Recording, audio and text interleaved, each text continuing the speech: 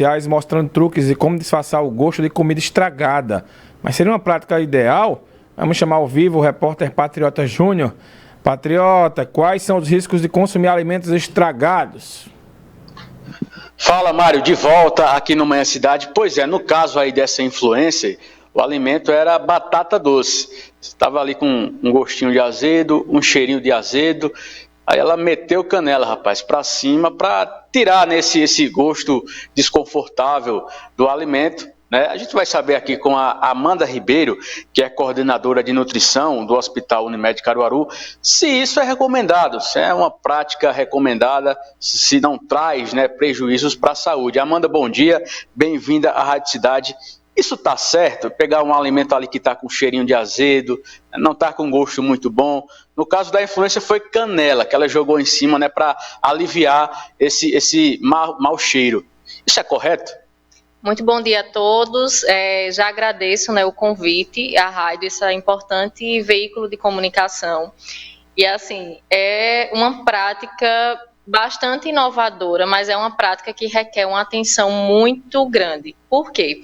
As especiarias, de forma geral, cravo da Índia, canela, pimenta e tantas outras especiarias, de fato, servem para condicionar um sabor diferente aos alimentos. Tanto para temperar, como no caso, como foi visualizado, para mascarar um sabor que era proveniente de contaminação. No entanto, em hipótese alguma, essas especiarias devem ser utilizadas como meio de diminuir um sabor residual de um alimento que estava estragado. Por quê? A parte de alimentação é uma parte que vai muito além de nutrir, né, o nosso corpo em quantidade, em qualidade dos macro e micronutrientes. A alimentação ela requer um cuidado muito grande em relação ao controle sanitário desses alimentos. Então, a gente tem uma cadeia de produção que é muito extensa do alimento. Essa cadeia vai desde a colheita, né, a produção desse alimento, a captação para poder comercializar, vender e fazer com que esse alimento chegue tanto na rede doméstica como na rede comercial, como é no caso dos restaurantes, de lanchonetes. Então, em toda essa cadeia pode haver espaço de contaminação. E existem alguns tipos de contaminação desse alimento, a contaminação física, a contaminação química e a contaminação biológica. Na maioria dos alimentos, quando esse alimento ele é contaminado, ele muda a sua percepção sensorial. O que é isso? É a mudança em relação à textura do alimento, em relação ao sabor do alimento, em relação à coloração do alimento. E quando acontece essa mudança sensorial no alimento, é um sinal de alerta para que o consumidor, de forma imediata, exclua esse alimento, descarte esse alimento de forma segura, e não o inverso. Transformar essa característica sensorial de forma mais palatável, que foi o caso que você sinalizou.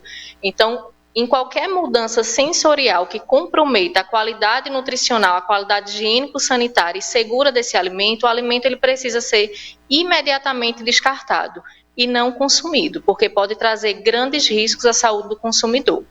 Quais são esses riscos, Amanda, que a pessoa está suscetível ao consumir alimentos estragados?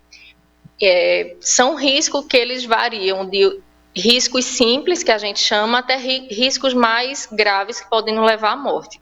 Então, por exemplo, não é pouco comum, tenho certeza que alguém já teve alguma incidência ou alguém muito próximo, após se alimentar, sentir um desconforto abdominal, uma sensação de distensão, de barriga muito inchada, náuseas, vômitos, calafrios, diarreia. Algumas intoxicações alimentares podem evoluir de forma mais severa, né? Muitas vezes precisando até ter um atendimento mais próximo, né? E esses sinais, como eu disse, podem ser sinais mais leves, mas também podem ser sinais que evoluam e podem também causar a morte desse consumidor através de casos mais graves, né? De contaminação do alimento. Essa contaminação ela tem um perfil diferente de acordo com cada consumo, né? Que vai modificar do perfil da contaminação e do perfil de quem foi contaminado. Então, pessoas que têm uma imunidade mais deprimida, crianças, idosos, gestantes, tendem a ter uma evolução um pouco mais exacerbada em relação à população de forma em geral. Agora, nem todo alimento com sabor azedo é prejudicial à saúde, né? Tem alguns até que trazem benefícios, alguns micro-organismos, né? Como é que funciona?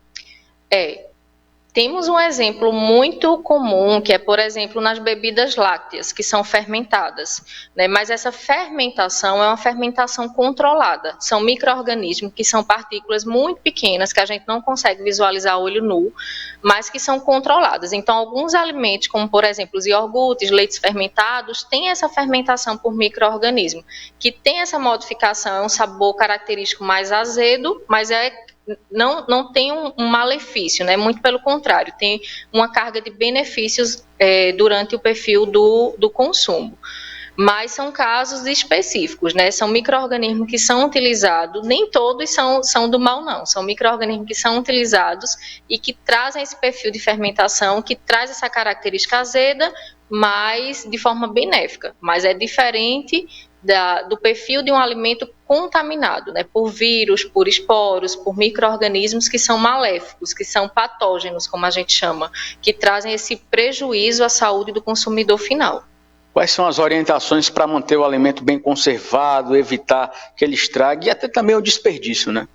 Sim, o desperdício, né, como você falou, é uma causa muito frequente, uma causa que demanda uma atenção muito grande, né? Então, os dados mostram que milhares de quilos de alimentos são descartados diariamente. Alimentos esses que poderiam ser utilizados e poderiam estar contribuindo, né, para minimizar até um problema que ainda é presente, que é o problema em relação à fome.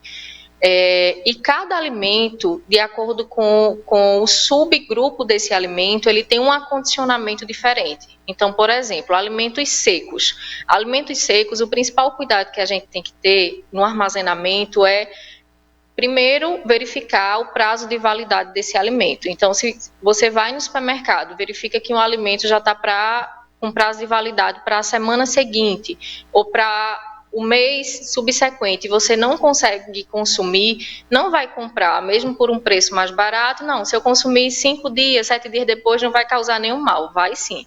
Então, o primeiro cuidado é ter cuidado no controle de validade desse alimento seco. O armazenamento tem que ser em ambiente fresco, em ambiente que tenha o mínimo de circulação possível.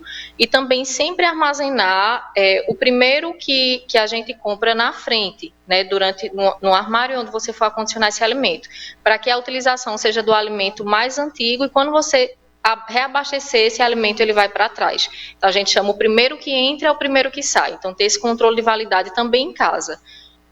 Alimentos que são refrigerados precisam estar acondicionados ou em refrigeramento ou em congelamento.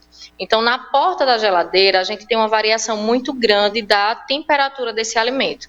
Então, nunca armazenar alimentos mais perecíveis na porta da geladeira, né? Então, inclusive ovos precisam ser armazenados na parte mais interna, porque com a abertura e o fechamento do equipamento, a gente vai ter uma variação de temperatura muito grande.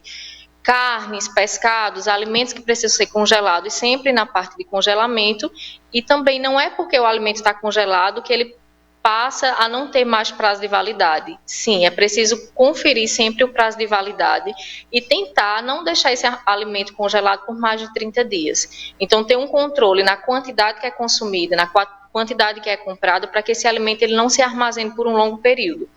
E muito cuidado também em relação à higienização, né, principalmente de vegetais folhosos. Então, veio do supermercado com esses alimentos, sempre proceder com a higienização prévia, com sanitização, antes de guardar sobre refrigeração. Então, o alface, tirar o excesso de sujidade daquele alface, higienizar em água corrente, em solução clorada, para depois seguir com armazenamento sob controle de temperatura. E assim você vai garantir, tanto na compra, um alimento seguro, quanto no processo de armazenamento, que esse alimento ele também não seja contaminado. E existe outro tipo de contaminação, que é a contaminação cruzada. Então, por exemplo, carnes brancas, frango, peixe, armazenar em um local diferente ou em um espaço mais lateral em relação à carne vermelha. E nunca manipular essas carnes de forma igual no mesmo período. Então, assim, o alimento, ele requer um cuidado muito grande, né, tanto a nível doméstico e principalmente a nível comercial, para fazer com que a função dele, de fato, seja atendida, né? Que é suprir nutricionalmente a saúde daquele consumidor e não causar o inverso, né? Causar uma contaminação. Então, práticas que não condiz com a segurança alimentar trazem um risco muito, muito grande para a saúde desse consumidor. Então, tem que ter muito cuidado e uma atenção muito, muito primária, realmente, em todo o processo de acondicionamento desse alimento. Perfeito, obrigado pelas informações. Conversamos aqui com a Amanda Ribeiro, que é coordenadora de nutrição do Hospital Unimed de Caruaru, trazendo para a gente dicas importantes, né, de conservação aí dos alimentos. Mário Flávio. Obrigado, patriota. Valeu pelas informações aí. Vamos seguindo aqui no Manhã Cidade.